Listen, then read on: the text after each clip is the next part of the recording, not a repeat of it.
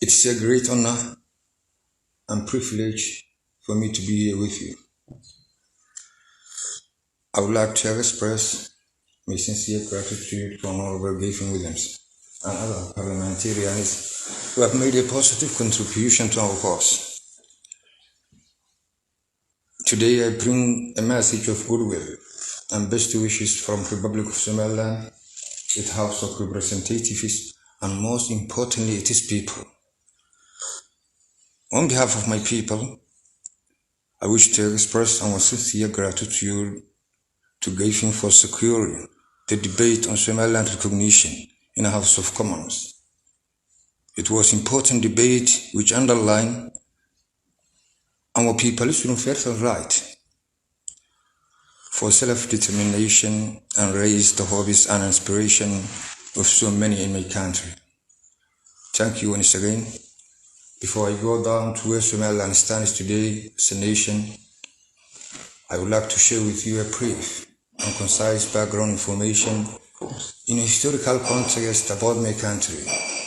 As you know, in 1991, the people of Somaliland had only one goal in their minds. They unanimously agreed upon each other to reclaim their once lost sovereignty. At the beginning of the re-establishment of Somaliland state, the first logical step was starting the forgiveness and reconciliation process between the clans living in Somaliland. And this made it possible to find common ground in public building conference. If I try to underline the reality, Somaliland has made significant progress through a genuine peace consultation process based on resolving internal problems peacefully, without calling out the external actors for mediation.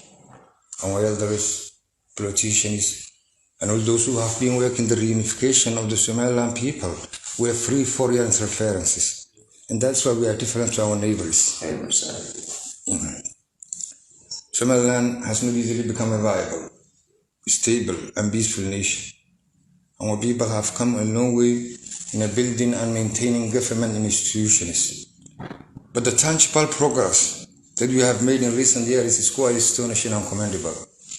Somaliland will be able to sustain and accelerate its internal development, which will bring about significant change in livelihoods. When we talk about the visible democratic transformation that we have achieved, Somaliland is determined to be a free, sovereign, and independent state among very global nations.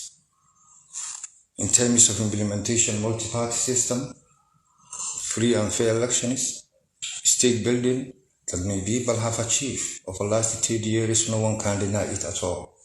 And the reality is clear to British government, which has ruled in Somaliland more than 8 years. Yes. But I don't know why is the British government forcing the people of Somaliland to become part of a nation that notoriously known for backwardness and turmoil. Somaliland does not deserve to be treated like that. Yes. And the unity between Somalia and Somaliland is daydreaming. And dreams do not always become a reality. It is important for us to have a good relationship with the British government, our neighbors, and the rest of the world. But if the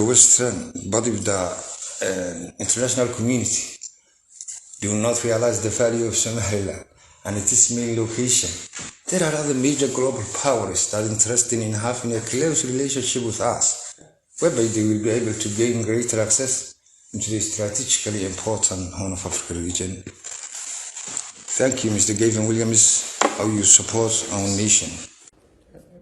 Thank you so much, and I think you make such an important point, about the progress that Somaliland has made, but also the important geopolitics that Somaliland plays a part of.